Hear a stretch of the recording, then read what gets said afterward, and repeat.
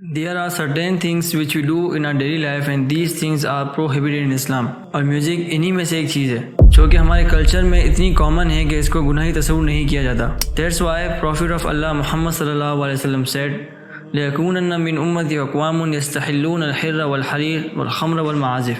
From among my ummah there will be some people who will come and consider illegal things as a lawful. پھر اس کے بعد جو things اللہ کے نبی نے گنوائی وہ یہ ہے کہ sexual intercourse, wearing of silk, drinking of alcoholic drinks and musical instruments.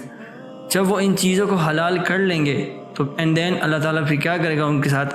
بعض کو اللہ تعالیٰ زمین میں دھسا دے گا اور بعض کو اللہ تعالیٰ ان میں سے خنزیر اور بندروں کی شکل میں مسخ کر دے گا. یہ اللہ کے نبی کی پریڈکشن ہے. اسی کے ساتھ ساتھ اللہ سبحانہ و تعالیٰ نے قرآن میں فرمایا وَمِنَ النَّاسِ مَن يَشْتَرِي لَهْوَ الْحَدِيثِ لِيُضِلَّ عَن سَبِيلِ اللَّهِ بِغَيْرِ عِلْمٍ وَيَتَّخِذَهَا هُزُوًا أُولَٰئِكَ لَهُمْ عَذَابٌ مُّهِينٌ. کہ لوگوں میں سے ایسا کچھ ہیں جو لہو الحدیث کو خریدتے ہیں تاکہ وہ اللہ کے راستے سے بغیر کسی علم کے ان کو گمراہ کر دیں اور پھر وہ ان کا مذاق اڑاتے ہیں اور انہی کے لیے رسوا کر دینے والا عذاب ہے. اسی آیت کی تفسیر میں عبداللہ بن مسعود رضی اللہ عنہ کہتے ہیں کہ لہو الحدیث سے مراد یہ ہے کہ الغنا یعنی میوزک اینڈ میوزک انسٹرومنٹس ہے. So now I want to introduce you about the background of musical industry.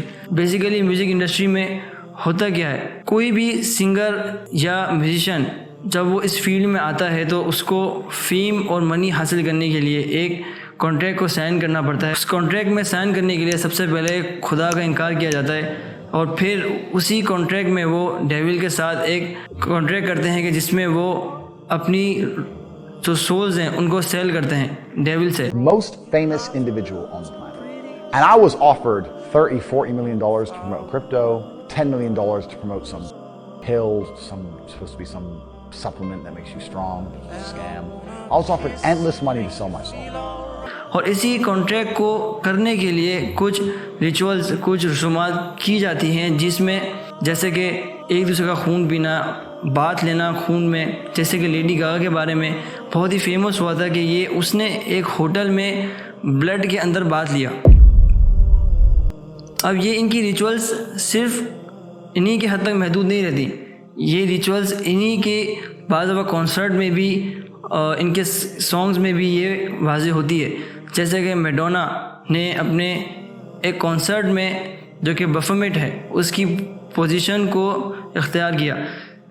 بفیمٹ basically جو سیٹینک ورشپرز ہیں وہ جس کی ورشپ کرتے ہیں وہ بفیمٹ ہے.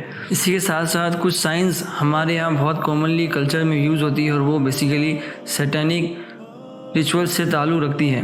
اسٹین لیوے جو کہ ایک سیٹینک چرچ کا فاؤنڈر ہے اور اس نے ایک سیٹینک بائبل بھی لکھی. یہ خود کہتا ہے کہ یہ بیسیکلی کرس سمبل ہے ڈیول کا، یعنی یہ لعنت کا سمبل ہے ڈیول کا، اور یہ اپنے کانسرٹ میں اس کو بہت کامنلی یوز کرتے ہیں.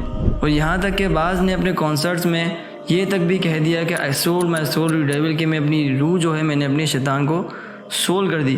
اینٹ شمر جس نے 2012 میں ایک ریسرچ پیش کی اس میں اس نے بتایا کہ how music controls are brain.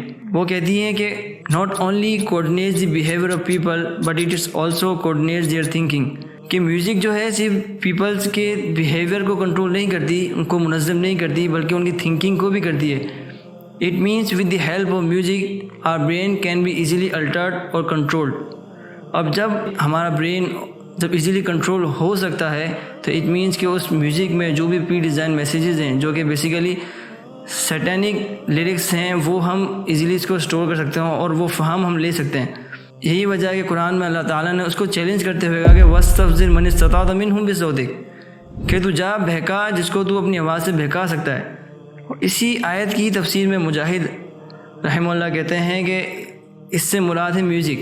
سو ہمیں چاہیے کہ ایز مچ ایز پاسبل ہم میوزک سے اوائڈ کریں. وہ ایسا نہ ہو کہ ہم میوزک کو سنتے سنتے ان کے تھاٹس کو بھی لے لیں.